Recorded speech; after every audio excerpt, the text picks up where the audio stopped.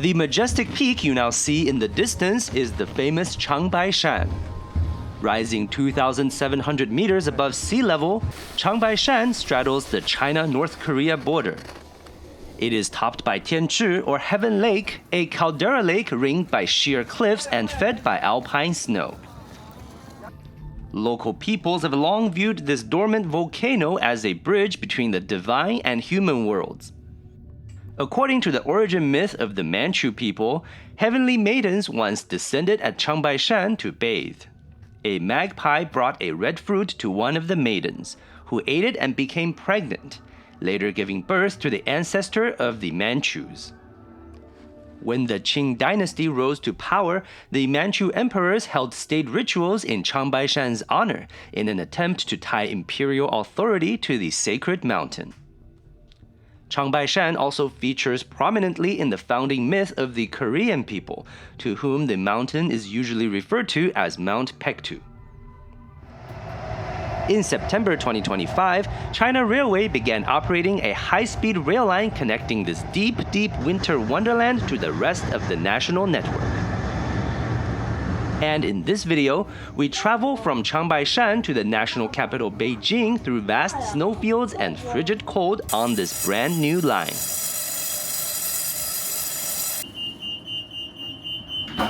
We begin today's journey at Changbaishan Xi Railway Station, located about 50 kilometers to the west of Changbaishan's peak. The station building has a pointy design inspired by Changbaishan itself.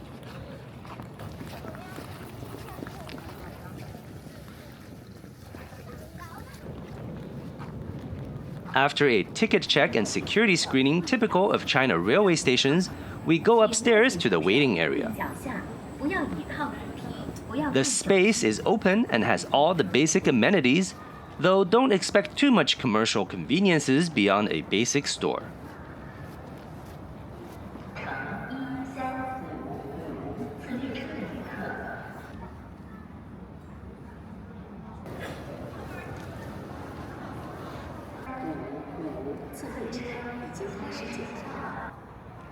The interior is of course air-conditioned, but I feel cold already looking at the snowy tracks outside. Today we're taking the G3554 service bound for Beijing Chaoyang Station, and boarding started about 15 minutes before its scheduled departure. Here we descend down to the platform and get blasted by frigid air.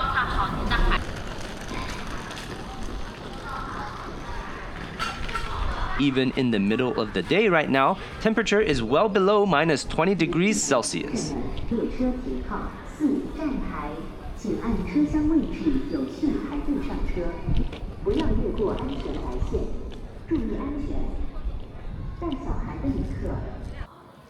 Today's service is operated using a CR400BF-GS trainset, manufactured by CRRC Changchun. This is a new generation of cold and sandstorm-resistant high-speed EMUs, having entered into service only at the end of 2024 and capable of 350 kilometers per hour commercial service through inhospitable terrain. Since the train only stops here for a short time, it was a bit of a scramble to get on board, especially given people tend to overpack thick coats and jackets in deep winter. And after I stowed away the luggage, the train already dashed out of the station into the snowy landscape.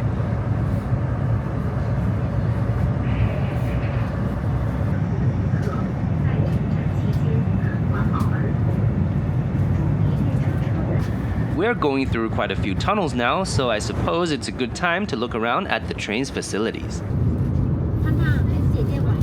The seats are basically the standard kind found on newer Chinese high-speed trains, which tilt back and have comfortable padding.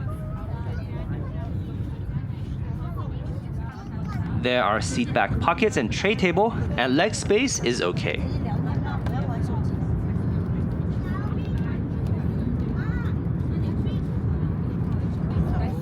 Charging can be done either from seat back or between the seats.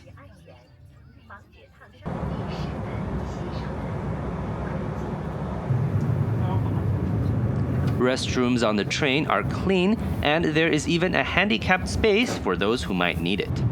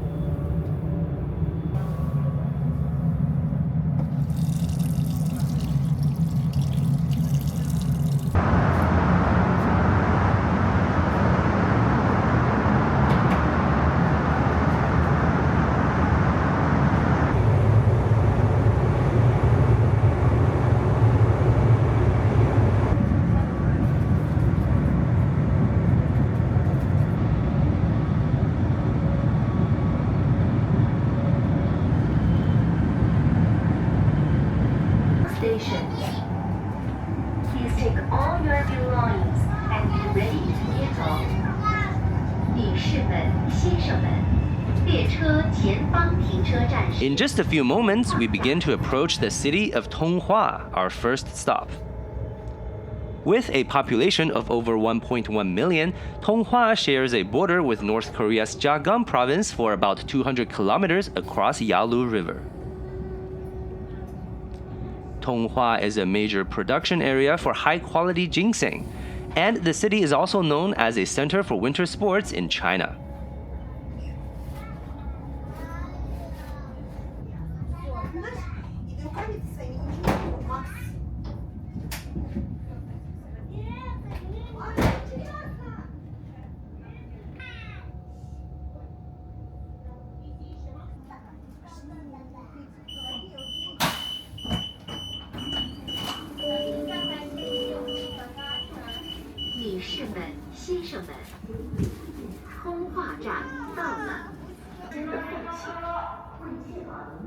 Ladies and gentlemen, 到站台车里或登录。Please take all your belongings and mind the gap between the train and the platform.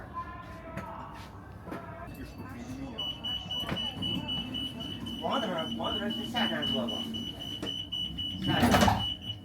下站从哪？昨天嘛，就是在去沈阳时候，一般都是沈阳站不是。女士们、先生们，欢迎乘坐中国铁路沈阳局集团有限公司动车组列车。列车前方停车站是抚顺站。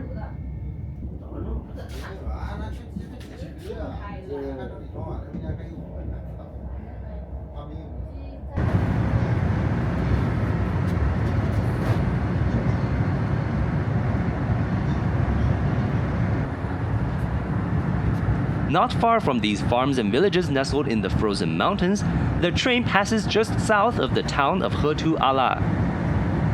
The town is the birthplace of Nur Ha-Chi, who unified various Manchu tribes and proclaimed the later Jin regime here in 1616. The later Jin would change its name to Qing in 1636 and eventually take over all of China, establishing China's final imperial dynasty that would last until 1912.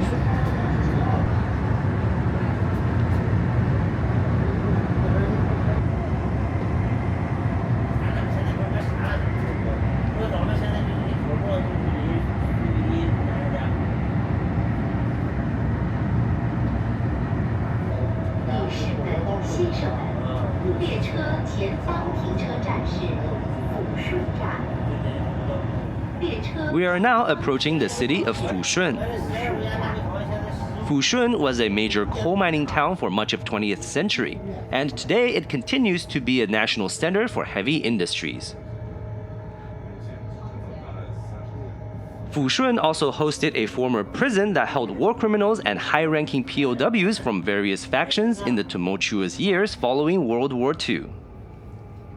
The most famous inmate here was Pu Yi, the last emperor of China, incarcerated here from 1950 to 1959 before receiving a pardon and living out his final years as a private citizen in Beijing.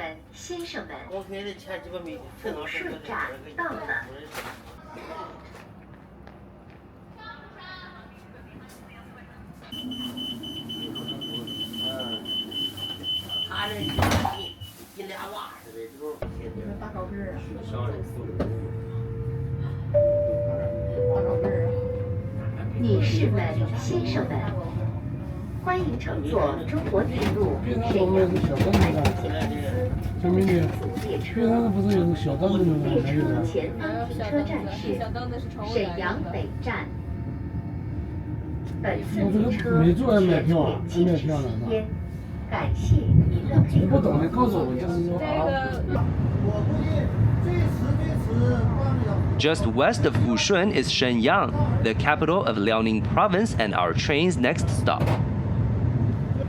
During the rise of Qing dynasty in the 17th century, Manchu bannermen captured Shenyang in 1621 after defeating Ming dynasty forces in the pivotal Battle of Sarhu 2 years earlier. Shenyang then served as the Manchu capital between 1625 and 1644, when the Qing captured Beijing and moved the capital there. The imperial palace in Shenyang is still intact and is now a UNESCO World Heritage Site. Today, a city of 9 million people, Shenyang is a prominent center of heavy industry, entertainment, and sports. As we come into Shenyang Bay Station, the train next to us is a CRH-3A EMU with rare double blue stripe liveries. It would run service to Dandong, a border city with direct rail connection into North Korea. "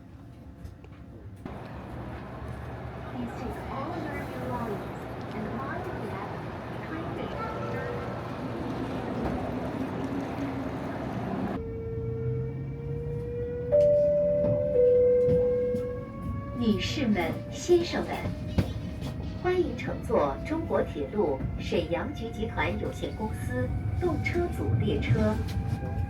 列车前方停车站是复兴站。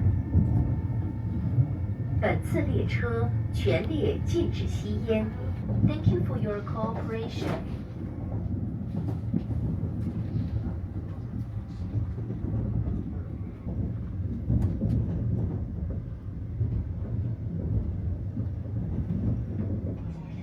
动车组列车全列禁止吸烟，谢谢您的合作。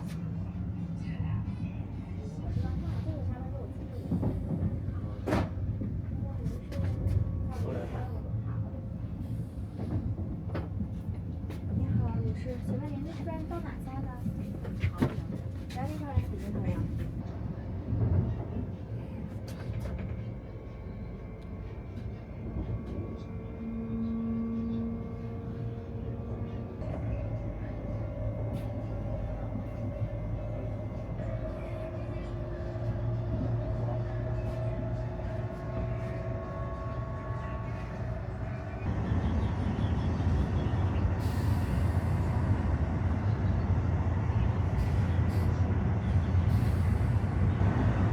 ？A nice feature on some Chinese trains is that you can use your phone to order meals at major stations en route for delivery straight to your seat.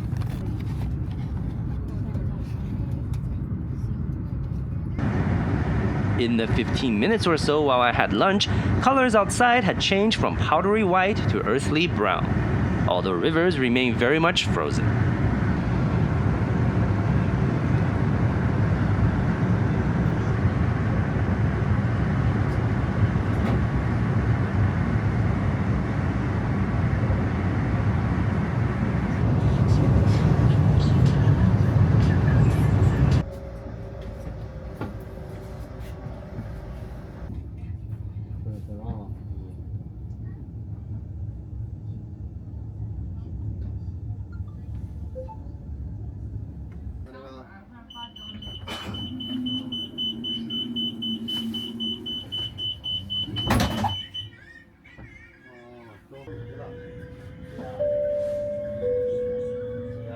女士们、先生们，欢迎乘坐中国铁路沈阳局集团有限公司动车组列车。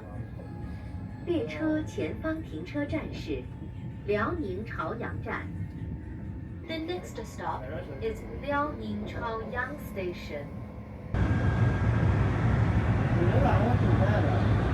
上述行为会引发多个报警，影响列车运行。同时，依据征信业管理条例，进入个人信用信息系统，处以180天拘留。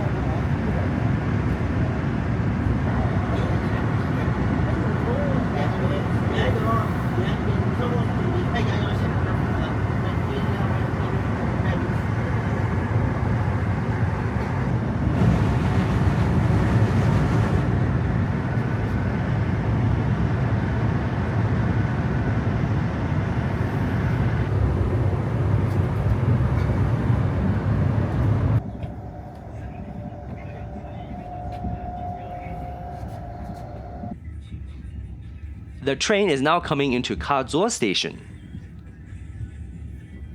We will stop here for 17 minutes to let a few trains through.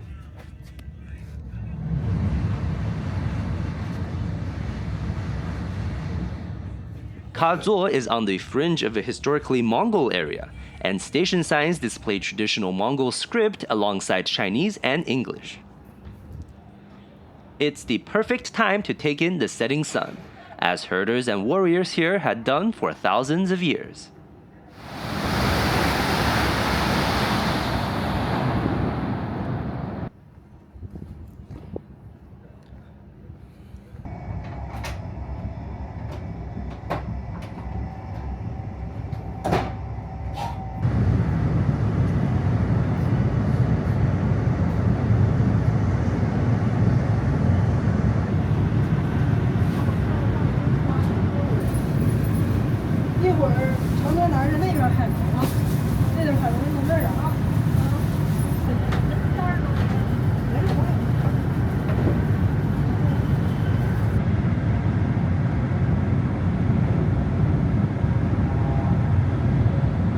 We are entering the city of Chengde in northern Hebei province, running through mountains that were historically the transition zone between nomadic and agricultural ways of life.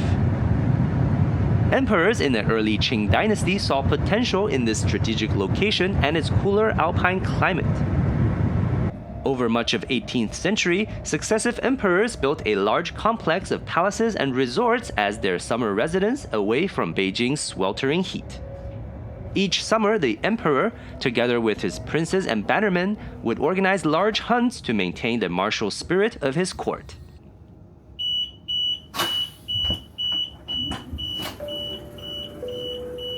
They would also meet with Mongol nobles, who too preferred Chengde over Beijing's heat and urban congestion. Today, the Chengde Mountain Resort remains a popular tourist destination and a UNESCO World Heritage Site.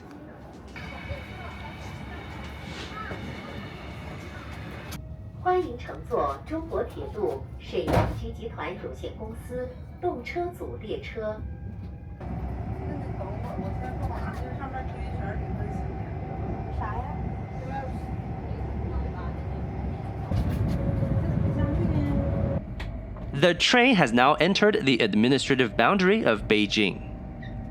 We are now in the northeast district of Miyun, which has a large reservoir that mitigates floods and provides drinking water to the capital city. 女士们、先生们，欢迎乘坐中国铁路沈阳局集团有限公司动车组列车。列车前方停车站是北京朝阳站。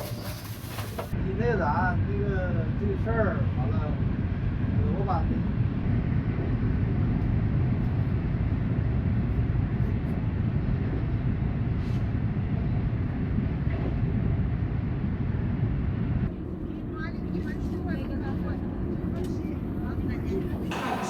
At 1806, the G3554 arrived into Platform 7 of its final stop, Beijing Chaoyang Station, completing 1,063 kilometers in 5 hours 24 minutes of actual time.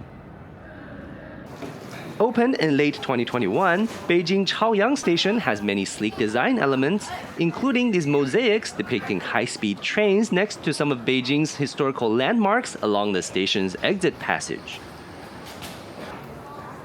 If you made it this far, I really hope you enjoyed this blistering journey from Changbaishan to Beijing. Don't forget to like and subscribe for more travel and transit content. Have a great day and see you in the next one.